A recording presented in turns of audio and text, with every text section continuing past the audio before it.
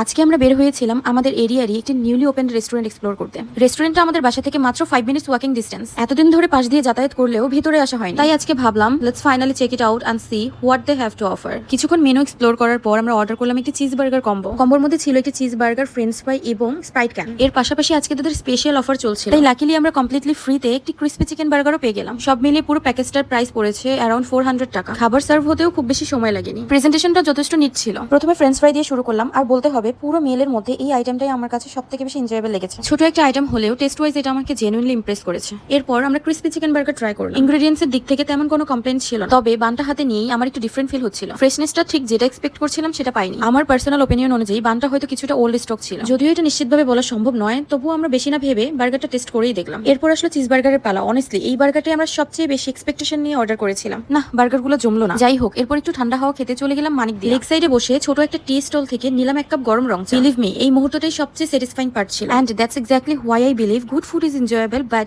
peaceful moments are unforgettable.